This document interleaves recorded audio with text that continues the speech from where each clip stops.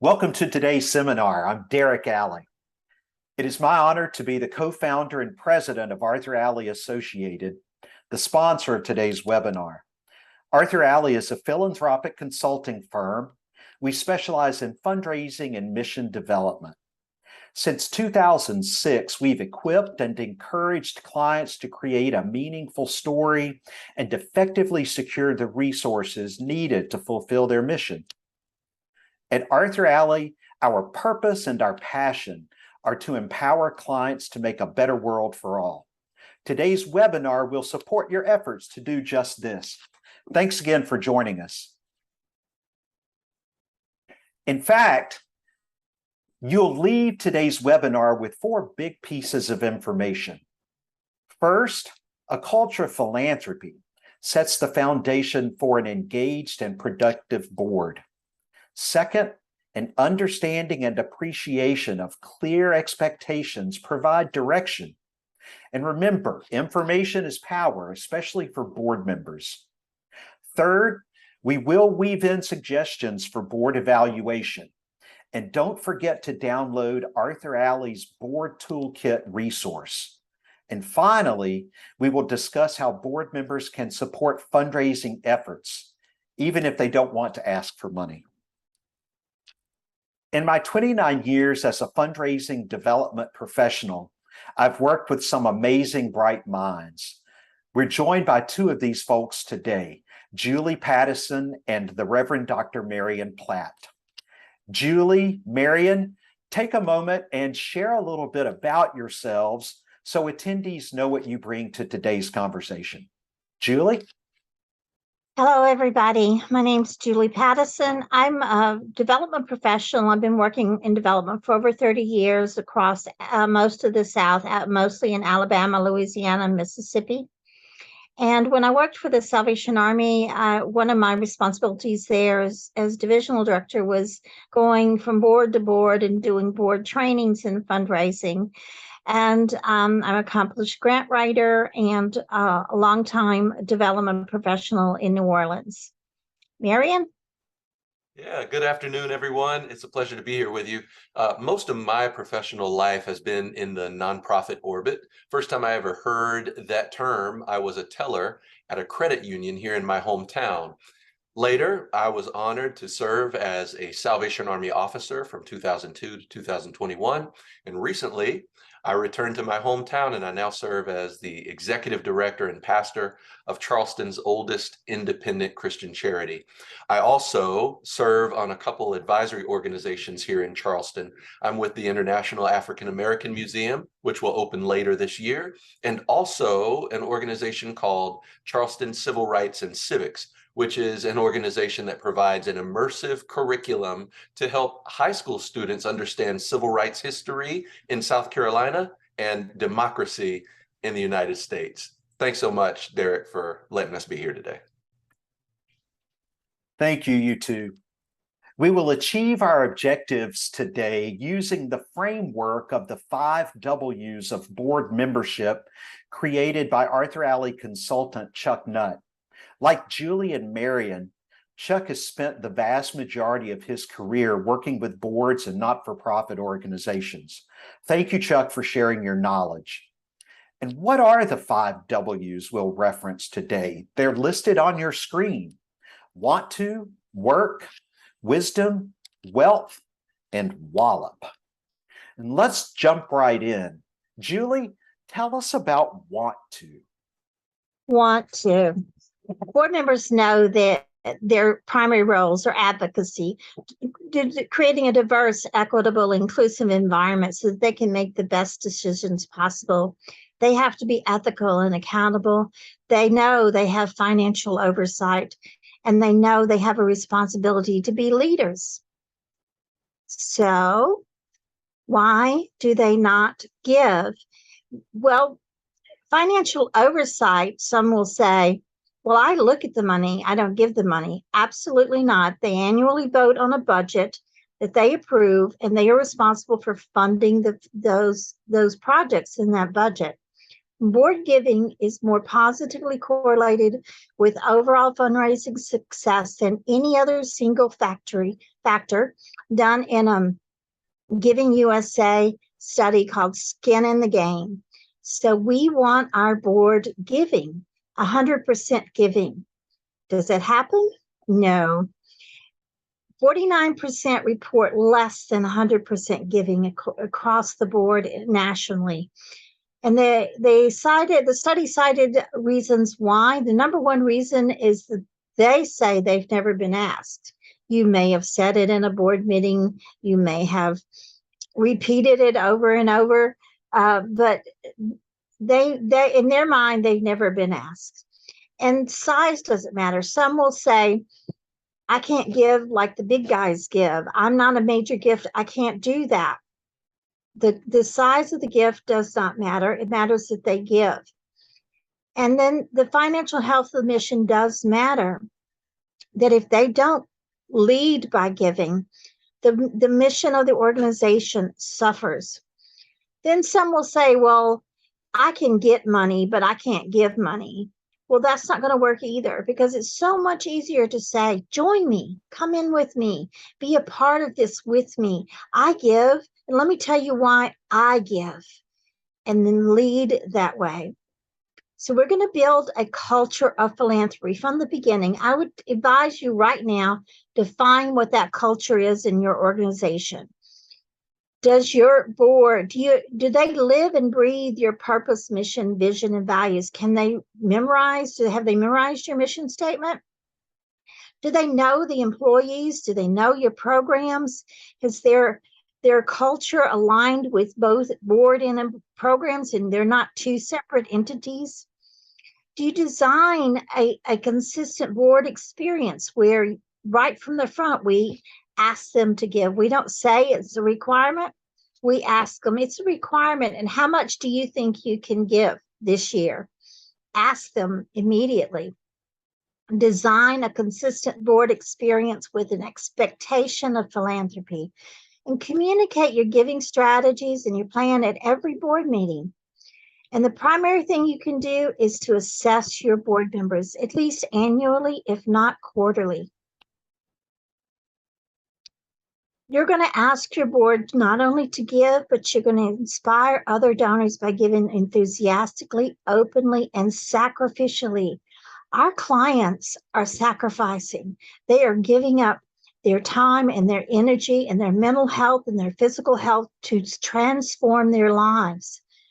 Is our board giving transformational gifts just the way our clients are working to transform? That's the story we want to tell. Thank you, Julie. Marion, tell us about the second W, work. Yeah, Julie, thank you so much. That was really great. You know, last year in February, I learned about a man by the name of Matthew Healy.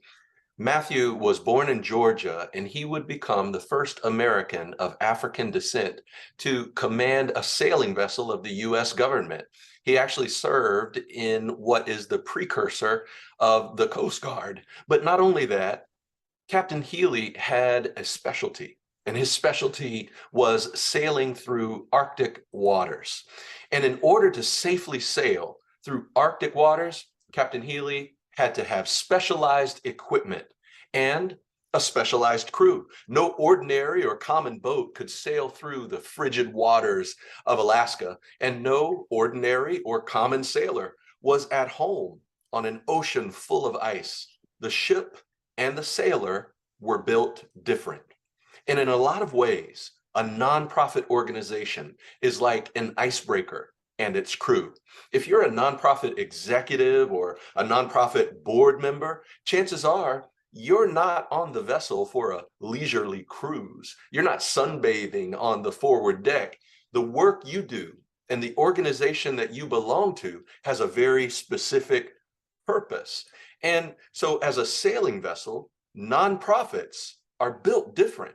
They exist to remove obstacles and blast through barriers to human thriving. And in order to do that, the organization, as a specialized vessel, must have a specialized crew that's not simply along for the cruise, but who are willing to engage in the specialized work So, in recruiting and retaining your crew, your board, you need to be courageous enough to assess whether or not they are leveraging their talent, their specialized skill to help the organization reach its goals. You should be asking these kinds of questions. What does the organization need? And what specialty should board members bring to the organization? For instance, if your nonprofit is a no-kill animal shelter, chances are you're going to need people who are not only passionate about animals, but probably some folks who are professionals with animals. I would imagine that someone on your board might be a veterinarian. Someone else might be in retail selling pet supplies. You know, when you run a specialized vessel, you look for a crew with specialized skill. Crews are recruited and assigned according to their knowledge, their skills, and their abilities. And those KSAs put to work in order to help the vessel get to its destination, in order to help the organization accomplish its mission, will yield a far better result. And so, in assessing a board member's work as a member of the crew, you want to identify what specific and obvious service they provide to the organization. If you need some finance help, you would intentionally recruit and refine a financial specialist. If your bylaws need work, you might intentionally call and cultivate a policy wonk to come onto your board. If you're trying to host a big event, you might search for and select your town's most influential socialite. And yet I do need to add that not all of this is on the board member. I'm not going to let the executive directors, the officers, and board chairs off the hook. As a leader, you also want to assess what kind of work your board member is drawn to. What is it about your organization, its mission, that lights the fire in their belly and gets them engaged? And when you identify that, give them opportunities, assignments that align with that sweet spot between their passions and their profession. So the question I want to ask is, in the kind of work that your organization is engaged in, what specialized skill set should your board members have? And for you board members who are watching today, you might want to ask the question, what specialized skill set should your director, your executive director have? And so thank you for giving you attention to your organization and its work on the board. Thank you, Marion. Our next W is wisdom. What exactly does this mean? And more importantly, how can we explain this W to others? I think about it like this. Not-for-profit organizations exist to address needs. Arts organizations, healthcare institutions, schools and colleges, human service organizations, legal and advocacy groups, and animal welfare organizations, you name it. They address needs. To fulfill their mission, not-for-profit organizations must be relevant. And they, you not-for-profit organization leaders and board members out there, must stay on top of changes in your unique operating environment so that your mission is fulfilled in the most compelling and meaningful ways. Wise board members are an invaluable resource to your constant quest to remain relevant. How can you find these wise board members and encourage them to join your board? I have a few suggested guiding steps for you. Step number one, define a wise board member for your organization. What special kind of community understanding or area of understanding will be most helpful to your board and to your mission? If you're unsure, ask other board members and staff to help answer this question. Step two, ask other board members also to suggest the names of prospective board members. Your nominating committee can be a huge help here. And step three, please note a wise board member who does not share their wisdom is indicative of a poor fit. How do we steer clear of this obstacle? Start by having a conversation with prospective board members before asking them to join the board. Do they seem interested in your organizational mission? Pose real questions that you have about the community. Are they willing to share their wisdom, their guidance, and their understanding freely? If so, you, my friend, have found a wise, productive, and prospective board member. But what about our current board members? How do we elicit their wisdom? I've got some more suggested steps for you. First, use committees that meet outside the board meeting. The specific focus areas determined by the committee will offer an opportunity for members to give advice and to share their wisdom. Second, build wisdom sharing time into every board meeting agenda. Pose questions and allow time for discussion. Consider a consent agenda. This is a great way to create time for meaningful conversation and quickly dispense with items that don't require valuable meeting time. And third, as leaders, be transparent about what you don't know and ask questions. This is not an admission of inadequacy on your part. It's an invitation for others to share their wisdom, to strengthen your organization and its ability to fulfill your mission. And remember, a wisdom-filled boardroom positions you for success. Julie is going to tell us about the next W, wealth. Thanks, Derek, for those wise words. Talking about organizational wealth. Excuse me, giving and getting. At Arthur Alley, we like to ask 3 questions. Do your board members give generously, appropriate to their ability, to your organization? Do your board members effectively tell your story and invite others to give? Do your board members participate in fundraising efforts and events? Do they even show up? Mm-hmm. So we're going to talk about each of those, but let's talk about appropriate to their ability. What does that mean? They might be on several boards. Is your organization in their top 3 giving priorities? And are they a member of the 1% club? If I made $30,000 a year, 1% of that would be $300 a year. That would be a sacrificial gift for me. But if I gave $25 a month, I could do it and stay on this board because I am passionate about this board. If you talk to them about monthly giving programs, and let's go back to the other slide for a second, because I want to make sure that they understand that they're giving to their capacity and sacrificially, but they don't have to be as giving as the CEO of a major corporation sitting next to them. You can make them feel comfortable and good about their gift.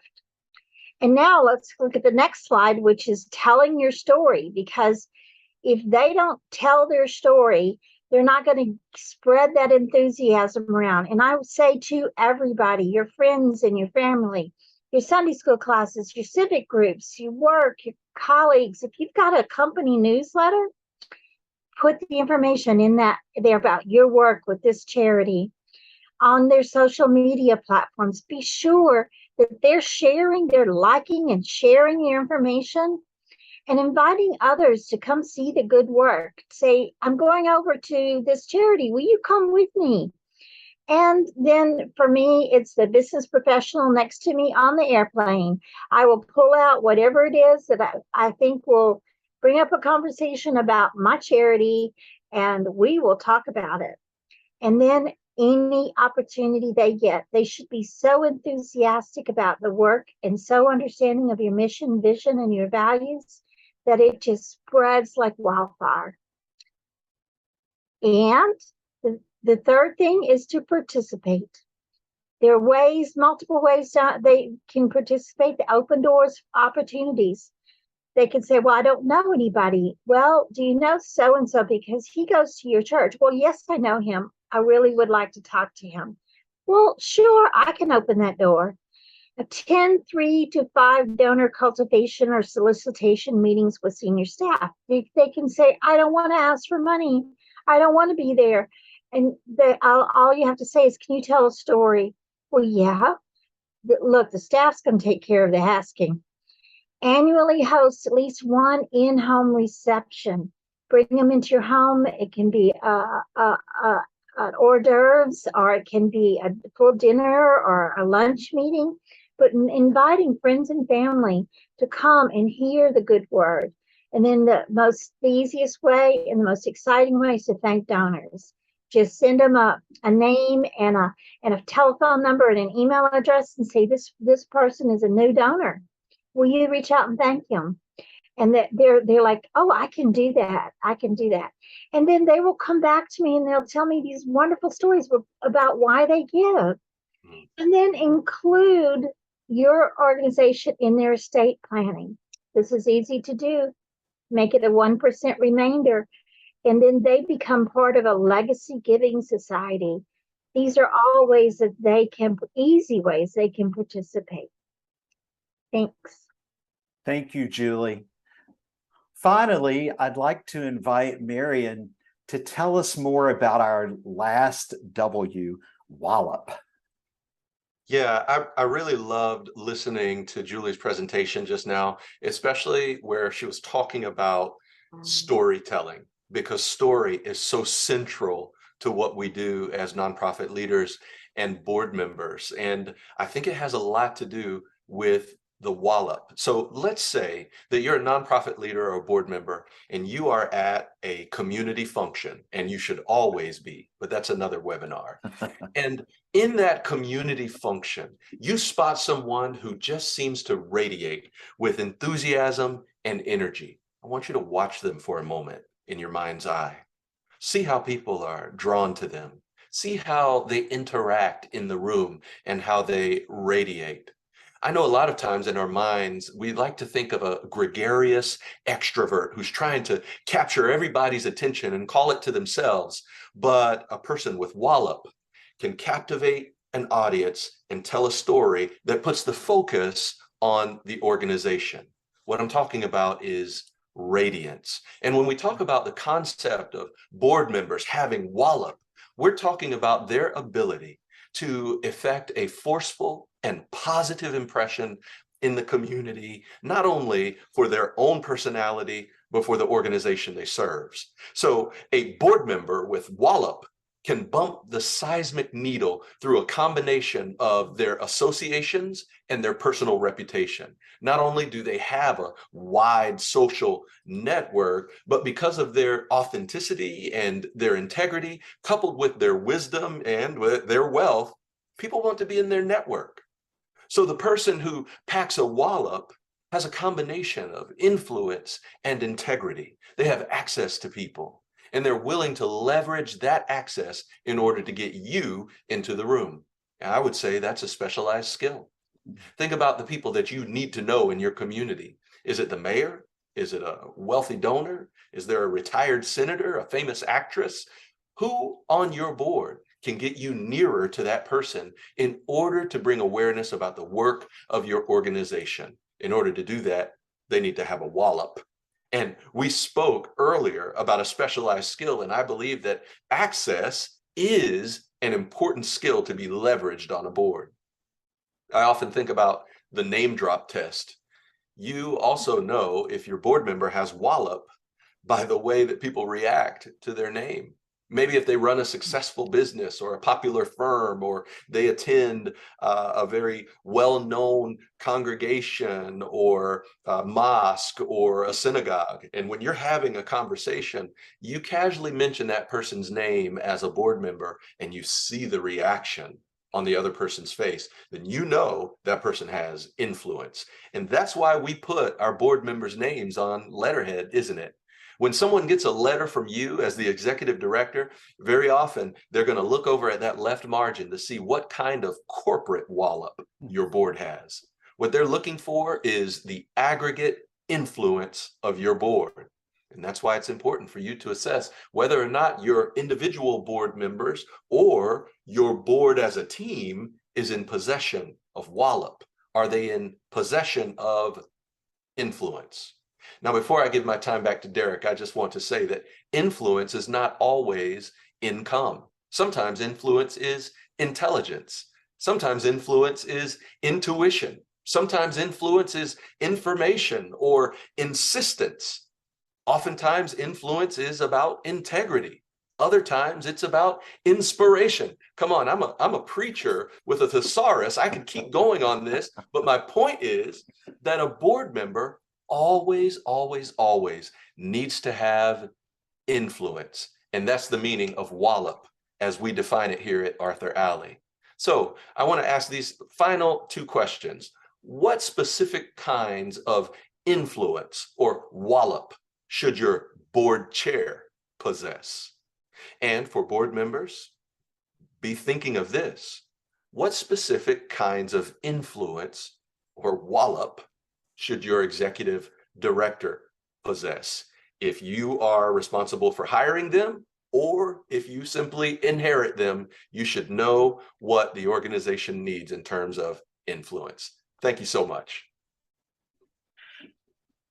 Thank you, Julie, and thank you, Marion, for sharing your amazing wisdom and experience with us today. I really appreciate your time. And for everybody who's watching this webinar, I'd like you to know that Arthur Alley can help you get your board on board with things like board assessment, training, and engagement counsel. Please call on us if we can be of help to you.